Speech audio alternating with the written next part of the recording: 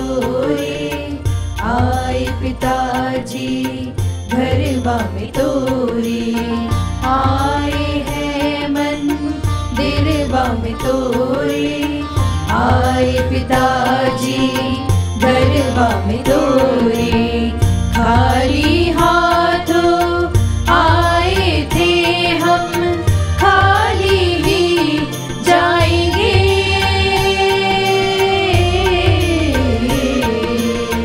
खाली हाथों आए थे हम, खाली ही जाएंगे।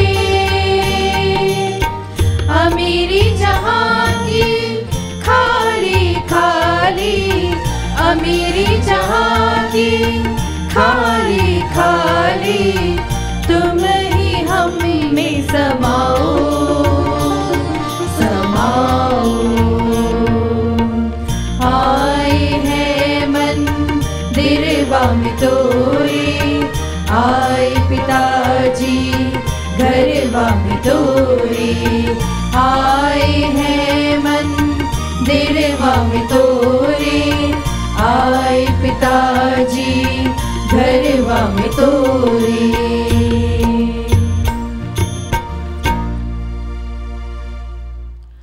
पिता और पुत्र और पवित्र आत्मा के नाम पर आमीन। हमारे प्रभु यीशु क्रिस्त की कृपा, ईश्वर का प्रेम और पवित्र आत्मा का साहचर्य आप सबको प्राप्त हो।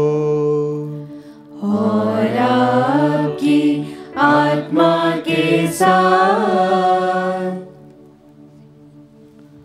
क्रिस्त में प्यारे भाई और बहनों और प्यारे बच्चों, कल हमने ऑल सेंट्स डे मनाया।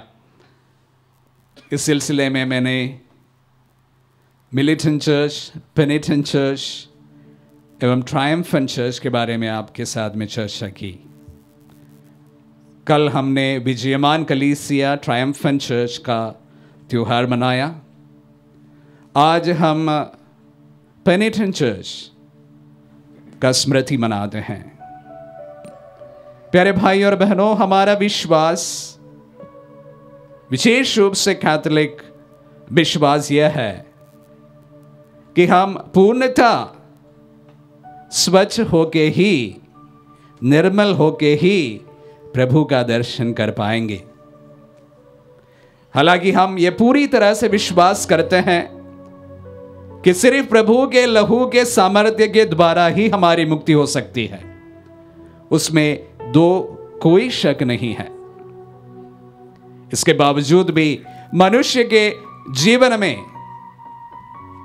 उनकी आत्मा पर अनेक प्रकार के कलंक लग जाते हैं। उसका शुद्धिकरण का समय प्रभु हमें प्रदान करते हैं, जीते इस समय पर और मृत्यु के बाद भी। मृत्यु के उपरांत शुद्धिकरण स्थल में हमारी आत्माओं को पूरी तरह से निर्मल करते हुए हम प्रभु का दर्शन करते हैं। हम जानते हैं या हम कहानियों में सुने हैं या अनुभवों से मालूम पड़ा है कि मृत्यु के तुरंत बाद कोई ईश्वर पर लीन नहीं होता है, कुछ अंतराल का समय लगता है।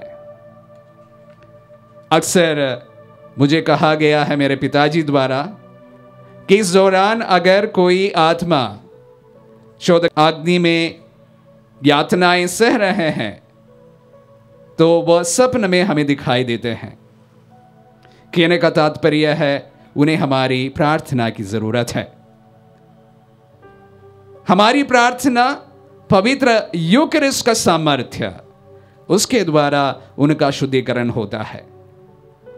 हमारे प्रार्थना में कोई गुण पुण्य नहीं है, लेकिन इस वेदी पर चढ़ाई जा रही पवित्र मिस्सा का सामर्थ्य उन्हें प्रभु तक पहुंचाने में सामर्थ्य रखते हैं। हम जीते भी, हमारे मृत्यु के बाद भी। यही कलीसिया का विश्वास है और इसीलिए हम शोधगाग्नि की आत्माओं के लिए प्रार्थना करते हैं, मिस्सा चढ़ाते हैं। आज का दिन हम सबों के लिए, हमारे अपनों के लिए प्रार्थना करने का समय है।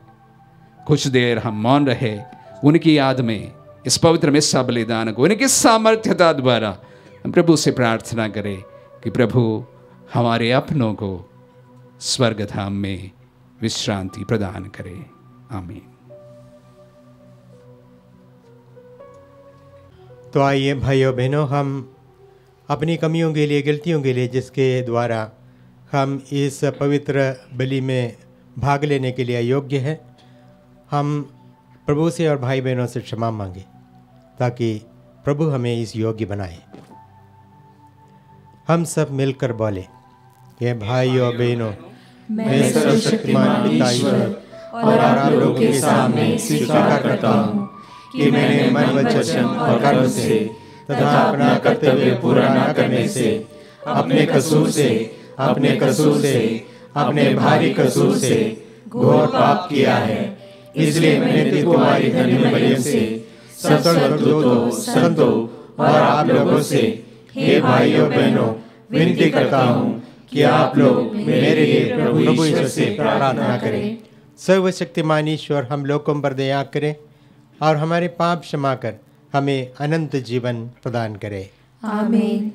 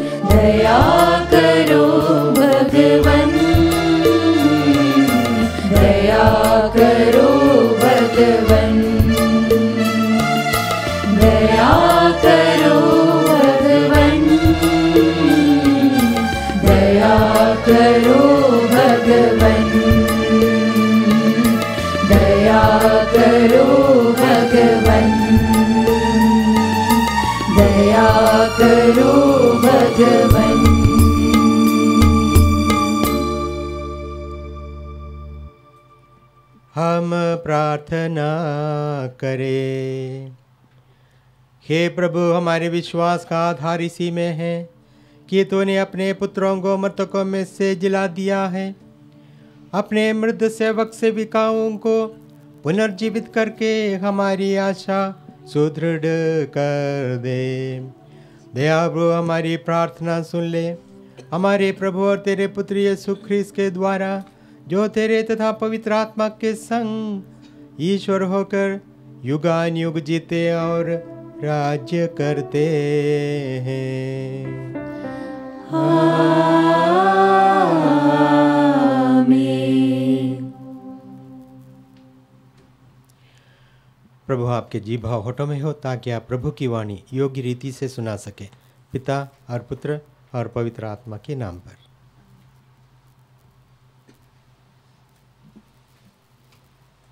पहला पाठ प्रज्ञा ग्रंथ अध्याय 4 पद संख्याएं 7 से 15 तक।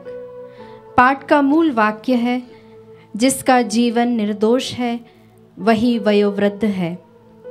यदि धर्मी मनुष्य असमय मर जाए तो वह शांति पाएगा, क्योंकि जो वृद्धावस्था आदरणीय है वह ना तो लंबी आयु पर निर्भर रहती है और ना वर्षों की संख्या मात्र पर। जो मनुष्य बुद्धिमान है उसी के बाल सफ़ेद समझो, और जिसका जीवन निर्दोष है उसी को वयोवृद्ध मान लो। वह ईश्वर की इच्छा पूरी करता रहा, इसलिए ईश्वर ने उसे प्यार किया और पापियों के बीच में से उठा लिया। वह इसलिए उठा लिया गया कि कहीं उसकी बुद्धि का विकार ना हो जाए और उसकी आत्मा कुमार्ग पर भटक न जाए। क्योंकि बुराई का सम्मोहन भलाई को धुंधलाता है और लालच की तीव्रता सरल हृदय को विदूषित कर देता है। वह थोड़े समय में पूर्ण बनकर लंबी आयु तक पहुंच गया है। उसकी आत्मा प्रभु को प्रिय थी, इसलिए प्रभु ने उसे शीघ्र ही चारों ओर की बुराई में से निकाल लिया है। लोग यह बात देखकर नहीं समझ गए।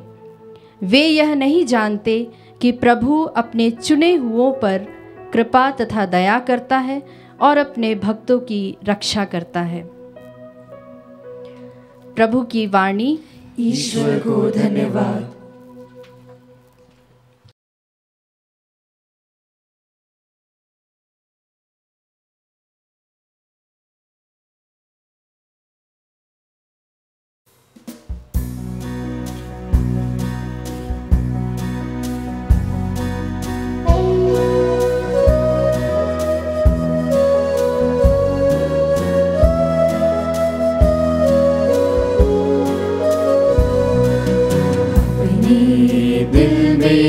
मुझको बसा ले करुणा सागर दया निधान, अपने दिल में मुझको बसा ले करुणा सागर दया निधान।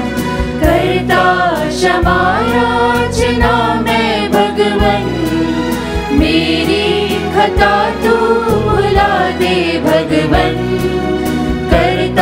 क्षमा याचना मैं भगवन, मेरी खता तू भुला दे भगवन। देखो जिधर भी राहें नहीं है, मुझको बचा दे जीवन प्रभु, मुझको बचा दे जीवन प्रभु। अपने दिल में मुझको बसा ले करुणा सागर दया निधान, अपने दिल में मुझको बसा ले करुणा सागर दया निधान।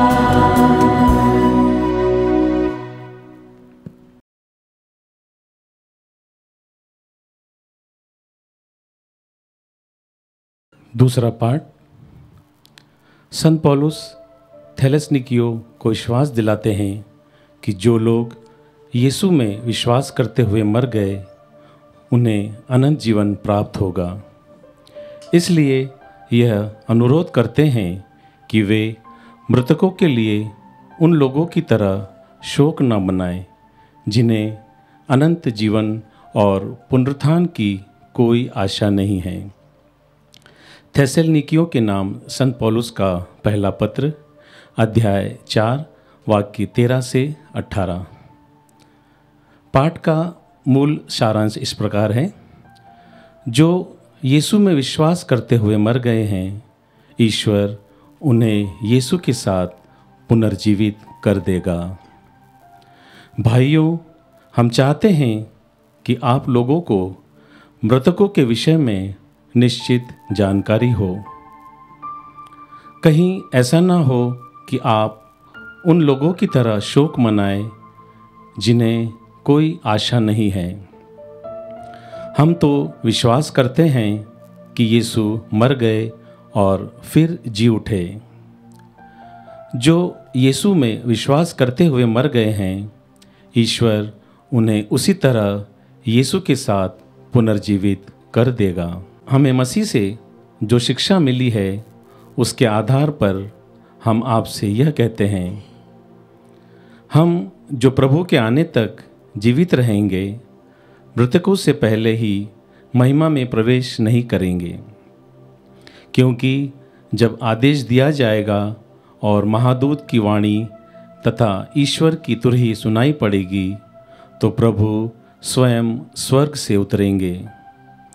जो मसीह में विश्वास करते हुए मर गए हैं वे पहले जी उठेंगे। इसके बाद हम जो उस समय तक जीवित रहेंगे उनके साथ बादलों में आरोहित कर लिए जाएंगे और आकाश में प्रभु से मिलेंगे। इस प्रकार हम सदा प्रभु के साथ रहेंगे। आप इन बातों की चर्चा करते हुए एक दूसरे को सांत्वना दिया करें। प्रभु की वाणी। ईश्वर को धन्यवाद।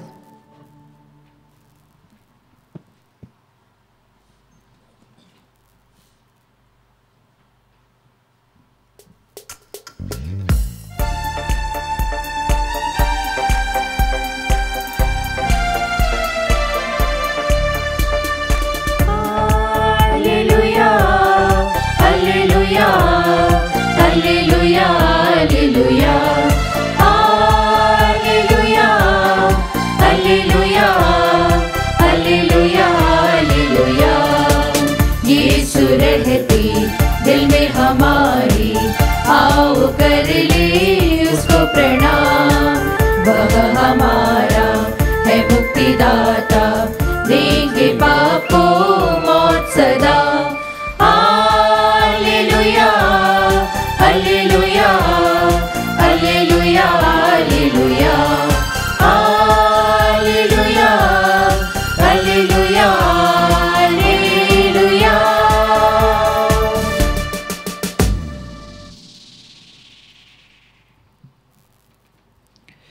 प्रभु आप लोगों के साथ हो और आपके आत्मा के साथ। संत योहन के अनुसार पवित्र सुसमाचार। हे प्रभु तेरी महिमा हो। बेथानिया पहुंचने पर यीशु को यह पता चला कि लाजरूस 4 दिनों से कब्र में है। बेथानिया यरूशलेम से 2 मील से भी कम दूर था। इसलिए भाई की मृत्यु पर संवेदना प्रकट करने के लिए बहुत से यहूदी मार्था और मरियम से मिलने आए थे। जो ही मार्था ने यह सुना कि यीशु आ रहे हैं, वह उनसे मिलने गई। मरियम घर में ही बैठी रही। मार्था ने यीशु से कहा, प्रभु यदि आप यहाँ होते तो मेरा भाई नहीं मरता। और मैं जानती हूँ कि अब भी आप ईश्वर से जो कुछ मांगेंगे ईश्वर आपको वही प्रदान करेगा। यीशु ने उससे कहा, तुम्हारा भाई जी उठेगा। मार्था ने उत्तर दिया, मैं जानती हूँ कि वह अंतिम दिन में पुनरुत्थान में जी उठेगा। यीशु ने कहा, पुनरुत्थान और जीवन मैं हूँ। जो मुझ में विश्वास करता है वह मरने पर भी जीवित रहेगा, और जो कोई मुझ में विश्वास करते हुए मरता है वह कभी नहीं मरेगा। क्या तुम इस बात पर विश्वास करती हो? उसने उत्तर दिया, हाँ प्रभु, मैं दृढ़ विश्वास करती हूँ कि आप वह मसीह हैं, ईश्वर के पुत्र हैं, जो संसार में आने वाले थे।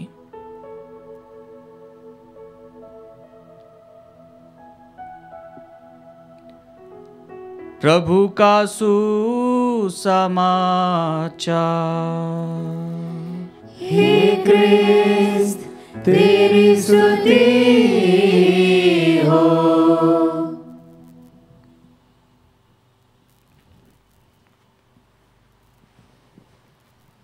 आदरणीय फादर्स, सिस्टर्स, भाइयों, बहनों और बच्चों, मृत्यु एक वास्तविकता है।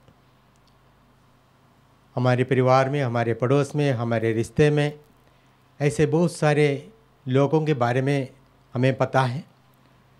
विशेष रूप से पिछले 2 बरस में जब कोरोना की तांडव मचा रहे थे, उस समय हमारे बहुत सारे प्रियजन चले गए।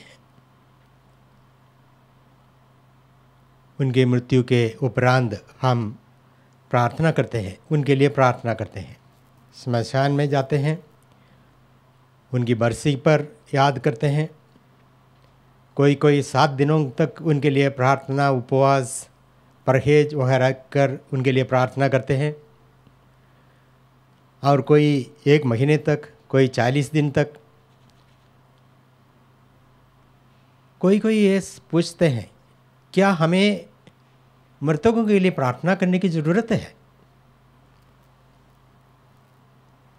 विश्वासियों के लिए तो यह अप्रासंगिक है, क्योंकि हम सभी विश्वास करते हैं कि उनके लिए प्रार्थना करने की ज़रूरत है। ये समझने के लिए हम एक उदाहरण लें। समझो एक व्यक्ति कोई गुनाह किया है, पकड़े गए हैं, अदालत में पेश किए गए हैं और जज साहब उनको दंड दिया है। दंड देने के पहले या भुगतने के पहले ये लंबी प्रक्रिया है। वो जेल में दिन काटते हैं। जब वो जेल में है, वो अपने लिए कुछ नहीं कर सकता है, लेकिन उनके मित्रगण, उनके सगे संबंधी लोग उसके लिए वकालत का प्रबंध करता है, उसके लिए धन का प्रबंध करता है और ऐसे बहुत सारी प्रबंधन जो वो व्यक्ति, वो गुनाहगार कभी जेल से कर नहीं सकता है। वे लोग इसलिए करते हैं क्योंकि वे उनको प्यार करते हैं। उनको छुटकारा मिलने के लिए या दंड से मुक्ति मिलने के लिए या दंड भोगना भी पड़ता है तो उसको कम करने के लिए ये सब प्रयास करते हैं। प्रभु के दरबार में भी ऐसा ही है। समझो, मृत्यु के बाद एक व्यक्ति प्रभु का दर्शन करने के लिए लालायित है, इच्छुक है, लेकिन प्रभु, अति पवित्र प्रभु, उनके सामने पेश होने के लिए मानव तैयार होना चाहिए। हम सभी अनुभव करते हैं कि हम सभी पापी हैं। इतना तक संत लोग भी अपने जीवन में यह अनुभव करते थे कि मैं पापी हूँ। तो ऐसे पाप अवस्था में प्रभु के दर्शन करना असंभव है। इसीलिए उनको उनके पाप के योग्य दंड से मुक्ति दिलाने के लिए या उनके लिए प्रायश्चित करने के लिए हम प्रभु के समक्ष, प्रभु के दरबार में हम पेश होते हैं। प्रभु हमारी प्रार्थना को सुनकर उन पर दया करते हैं। ये व्यक्ति अगर दंडित किया जाता है एक अदालत में, उसके बावजूद भी मर्सी पिटीशन राष्ट्रपति के पास हम भेज सकते हैं।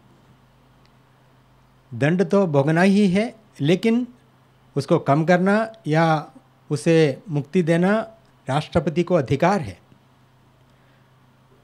एक क्षमा पत्र उनके पास पहुंचाना उनके मित्रों का या उनके सगे संबंधियों का कर्तव्य है, उनका प्रेम का परिचायक है।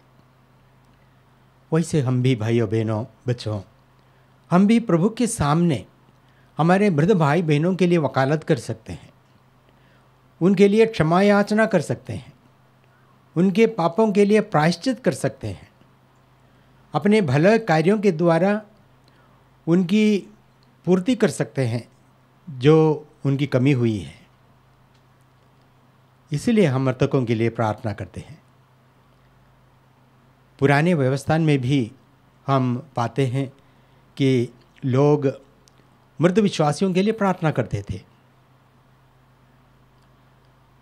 और हमारे समाज में आज के दिन सभी विश्वासी कब्रिस्तान जाकर अपने मृत भाई बहनों के लिए प्रार्थना करते हैं, इसी विश्वास के साथ कि प्रभु उनकी प्रार्थनाओं को सुनेंगे, उनके बलिदान को स्वीकार करेंगे और जो मृत व्यक्ति हैं उनके दंड कम करेंगे या दंड से मुक्ति दिलाएंगे। दंड से मुक्ति देना राष्ट्रपति का अधिकार है, वैसे प्रभु का अधिकार में है। लेकिन मांग करने के लिए, उनके लिए वकालत करने के लिए कोई ऐसी व्यक्ति होना चाहिए। उस स्थान हम ले लेते हैं वकालत करने के लिए। उनके लिए प्रायश्चित करने के लिए, उनके लिए बलि चढ़ाने के लिए। सबसे महत्वपूर्ण प्रार्थना मिसा बलिदान है। इसलिए मृतकों के लिए हम मिसा बलिदान चढ़ाते हैं। प्रभु के उस योग्यता के कारण, क्रूस के बलिदान की योग्यता के कारण हमारे भाई बहन, हमारे मृत लोग उनके पापों की दंड से मुक्ति पा सकते हैं या उनमें कमी ला सकते हैं। बहुत सारे संतों के जीवन में ऐसे अनुभव आया कि मृत लोग उनके सामने प्रार्थना की याचना करते हुए, और वे उनके लिए प्रार्थना की और वे उस यातना स्थल से मुक्त होकर प्रभु के पास पहुंच गए। विश्वास हमारा यही है कि जब तक हम अपने पापों से मुक्ति नहीं पाते हैं, अपने दंड से मुक्ति नहीं पाते हैं, अपने कलंक से मुक्ति नहीं पाते हैं, तब तक प्रभु का दर्शन, जो अति पवित्र प्रभु का दर्शन कर नहीं पाएंगे। तो ज़रूरत है हम जो कर सकते हैं हम करें। जो व्यक्ति मर गए हैं वो कुछ भी नहीं कर सकते हैं। वो उस व्यक्ति के समान है जो जेल में बंद है, अपने लिए वो कुछ भी नहीं कर सकता है, निस्सहायक है। लेकिन हम जो अभी संघर्षमय कलीसिया के अंग हैं, हम कर सकते हैं उनके जगह पर। तो आज के इस दिन हम हमारे सभी मृत भाई बहनों को याद करें जो प्रभु के दर्शन के लिए लालायित है। विशेष रूप से हम उन लोगों के लिए प्रार्थना करें जो कोरोना के समय में असामयिक मृत्यु पाए हैं। शायद वे मृत्यु के लिए तैयार नहीं थे, वे पाप के उस अवस्था में मर गए हैं, लेकिन हमारी प्रार्थनाएं, हमारी बलिदान, हमारा दान, हमारे भले कर्म, ये सब उनके काम में आएगा। हमारी इन प्रार्थनाओं को स्वीकार करते हुए प्रभु उन पर दया करेंगे। तो आइए हम इसी विश्वास के साथ इस मिसा बलिदान में भाग लें और उनके लिए प्रार्थना करें और प्रभु से दया याचना करें।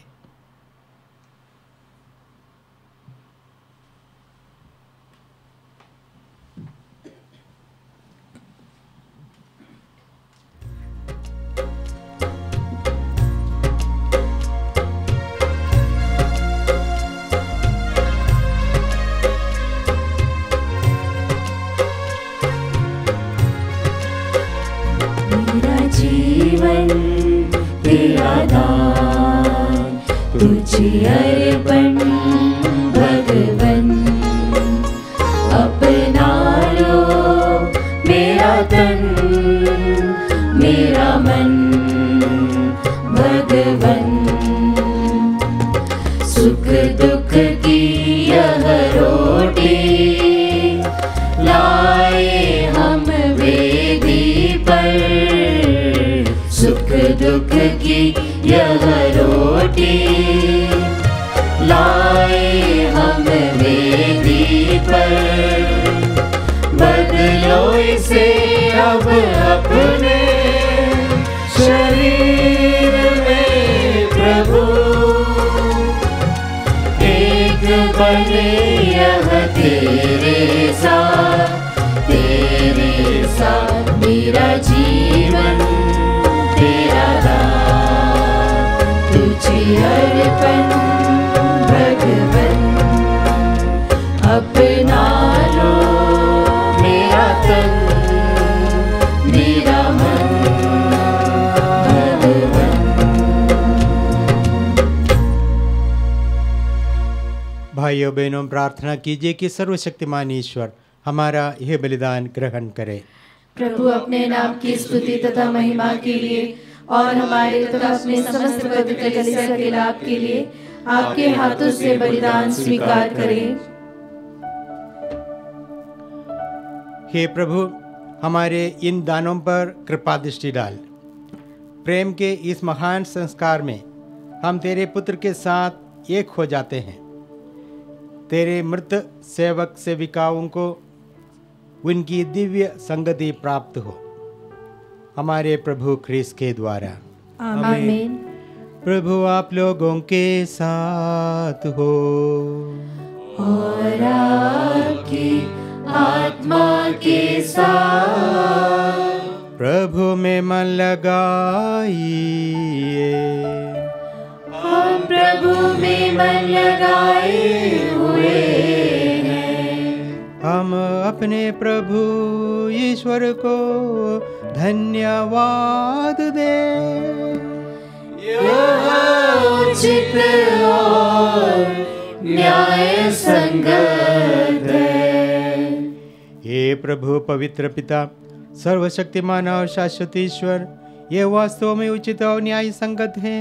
हमारा कर्तव्य तथा कल्याण है कि हम सदा सर्वत्र अपने प्रभु क्रिस्त के द्वारा तुझे धन्यवाद दें। यही है संसार की मुक्ति, मानव जाति के जीवन के और मृतकों के पुनरुत्थान। इन्हीं के द्वारा स्वर्गदूतों की सेना तेरे प्रताप की आराधना करती और तेरे सम्मुख सदा सर्वदा हर्ष मनाती है। उन्हीं के स्वर में स्वर मिलाकर हम भी उल्लासपूर्वक तेरा स्तुतिगान करते हैं।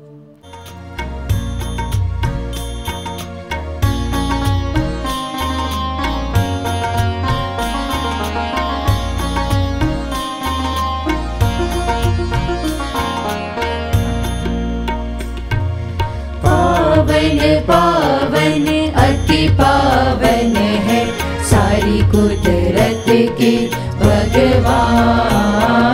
पावन पावन अति पावन है सारी कुदरत के भगवान। तेरी महिमा और गरिमा से भरपूर है अवनी और अंबर। तेरी महिमा और गरिमा से भरपूर है अवनी और अंबर। तेरे ही जय जयकारों से, तेरे ही जय जयकारों से गूंजित है सर्वोच्च गगन। पावन पावन अति पावन है सारी कुदरत के भगवान। पावन पावन अति पावन है सारी कुदरत के भगवान। जो भगवान के नाम पर आता परम धन्य वह सबको भाता। जो भगवान के नाम पर आता परम धन्य वह सबको भाता। प्रभु के ही जय जयकारों से, प्रभु के ही जय जयकारों से गूंजित है सर्वोच्च गगन। पावन पावन अति पावन है सारी कुदरत के भगवान। पावन पावन अति पावन है सारी कुदरत के भगवान। हे प्रभु, तो वास्तव में पवित्र है, सारी पवित्रता का स्रोत है। हम तुझसे निवेदन करते हैं, तू इन उपहारों को अपने आत्मा के संस्पर्श से पवित्र कर दे कि हमारे प्रभु यीशु ख्रिस्त का शरीर तथा रक्त बन जाए। जब वे स्वेच्छा से मृत्यु के लिए सौंपे गए, उन्होंने रोटी ली, तुझे धन्यवाद दिया और रोटी तोड़कर उसे अपने शिष्यों को देते हुए कहा, तुम सब इससे लो और इसमें से खाओ, क्योंकि ये मेरा शरीर है जो तुम्हारे लिए बलि चढ़ाया जाएगा। हे मेरे प्रभु, हे मेरे ईश्वर,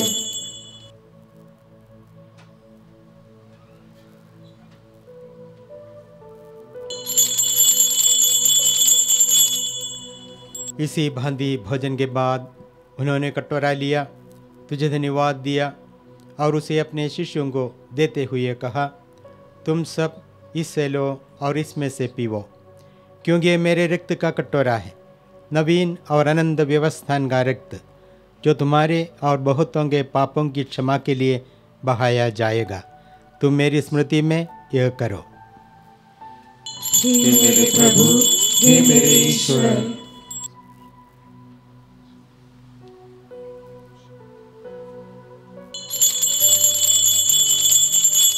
विश्वास का रहस्य। हे प्रभु, जब हम यह रोटी खाते और यह कटोरा पीते हैं, तेरे पुनरुत्थान तक तेरी मृत्यु की घोषणा करते हैं। इसीलिए हे प्रभु, हम क्रिस्त की मृत्यु और पुनरुत्थान की स्मृति में तुझे जीवन की रोटी और मुक्ति का कटोरा चढ़ाते हैं। हम तुझे धन्यवाद देते हैं कि तूने हमें अपने सम्मुख उपस्थित होने और अपनी सेवा करने का सौभाग्य प्रदान किया है। हमारा नम्र निवेदन है कि हम सब क्रिस्त का शरीर और रक्त ग्रहण करके पवित्र आत्मा के द्वारा एकता के सूत्र में बंधे रहें।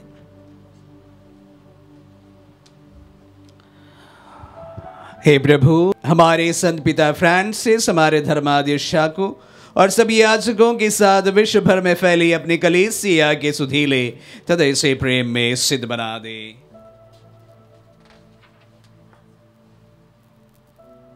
हे प्रभु, अपने सेविकाओं के सुधीले जिनको तूने इस लोक से अपने यहाँ बुला लिया है, इन्हें यह वर दे कि जैसे ये बपतिस्मा में तेरे पुत्र की मृत्यु के सहभागी हुए थे, वैसे ही उनके पुनरुत्थान के भी सौभाग्य प्राप्त करे। हमारे उन भाई बहनों के भी सुधीले जो पुनरुत्थान की आशा में परलोक सिधार चुके हैं, हम कुछ मौन रूप से हमारे मृतक भाई बहन, माता पिता एवं रिश्तेदारों का नाम लें।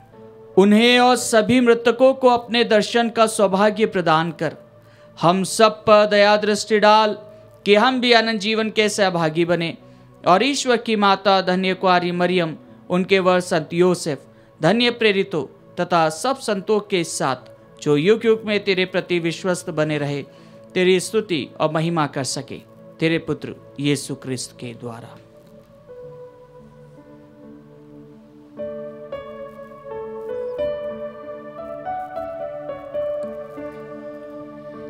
इन्हीं प्रभु क्रिस्त के द्वारा, इन्हीं के साथ, इन्हीं में, हे सर्वशक्तिमान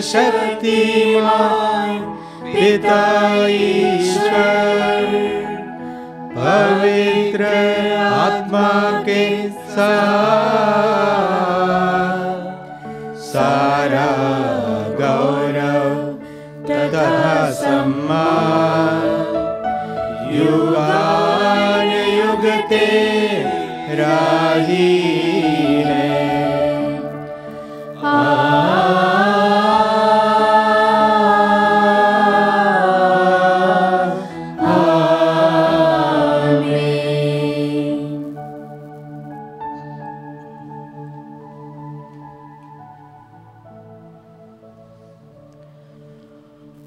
आइए हम सब मिलकर पिता ईश्वर से प्रार्थना करें, जैसे प्रभु यीशु ने हमें सिखाया है।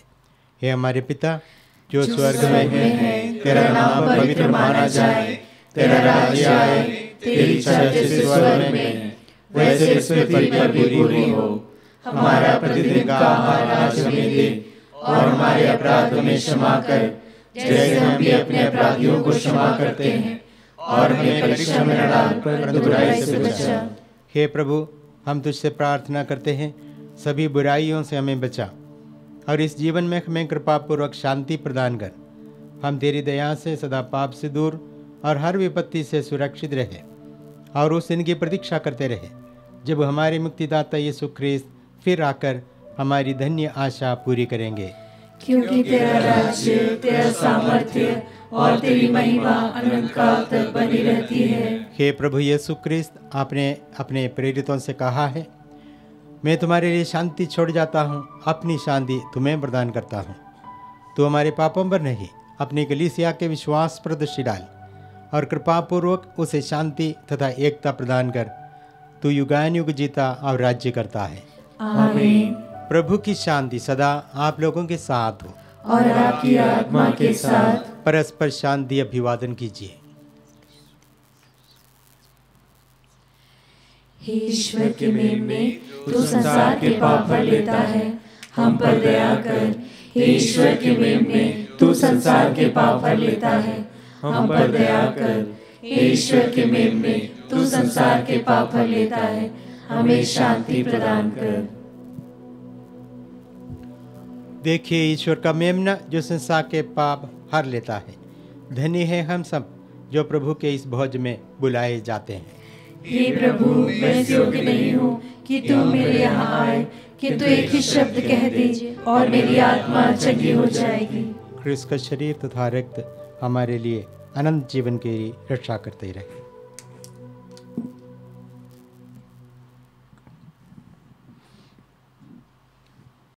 हे मेरे प्रभु यीशु, मैं सारे हृदय से विश्वास करती हूँ कि आप पवित्र यूकरिस्ती संस्कार में उपस्थित हैं। हे प्रभु, मैं सभी चीज़ों से बढ़कर आपको प्रेम करती हूँ और मेरी यही अभिलाषा है कि आप मेरी आत्मा में आकर बस जाएं, क्योंकि हे प्रभु, मैं आपको आज ग्रहण करने में असमर्थ हूँ। हे प्रभु, आध्यात्मिक रूप से आकर मेरे हृदय में समा जाइए। हे यीशु, मैं आज आप में एक होना चाहती हूँ और आप में समा जाना चाहती हूँ। हे प्रभु, यह कभी ना होने पाए कि मैं आपसे कभी अलग हो जाऊं। आमीन। हम प्रार्थना करें। हे प्रभु, हमने यह पास्का बलि तेरे मर्द सेवक सेविकाओं के लिए चढ़ाई है। तेरी कृपा से वे तेरी ज्योति और शांति के निवास में प्रवेश करें। हम ये प्रार्थना करते हैं हमारे प्रभु ख्रीस्त के द्वारा। आमीन। प्रभु आप लोगों के साथ हो और आपकी आत्मा के साथ। सारी सांत्वना के ईश्वर ने अपार प्रेम से मनुष्य की सृष्टि की। वही ईश्वर अपने एकलौते पुत्र के पुनरुत्थान द्वारा विश्वासियों को पुनर्जीवन की आशा प्रदान करे। आमीन। ईश्वर हम जीवितों को पापों की क्षमा और मृत विश्वासियों को ज्योति तथा शांति का निवास प्रदान करे।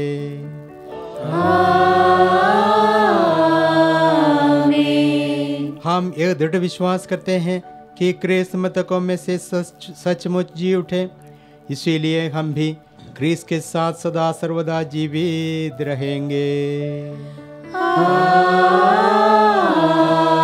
आमीन। आशीर्वाद तुम्हें प्रदान करे सर्वशक्तिमान पिता पुत्र और पवित्र आत्मा। आमीन। आमीन। आमीन।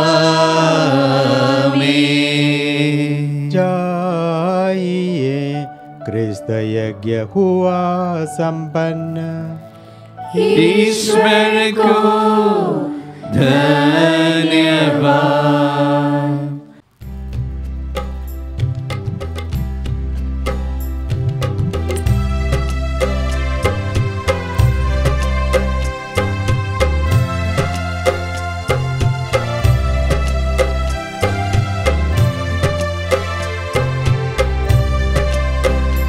कभी दूर है तू, कभी पास है, सदा तेरा रहूं यही आस है।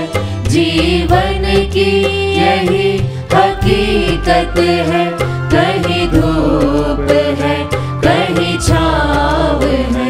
कभी दूर है तू, कभी पास है, इस दुनिया में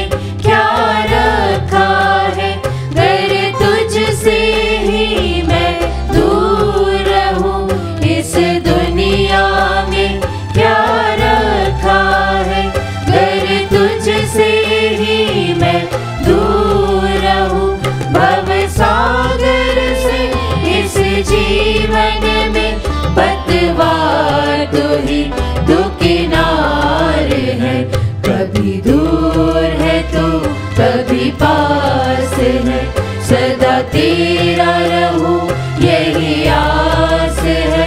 जीवन की यही हकीकत है, कहीं दूर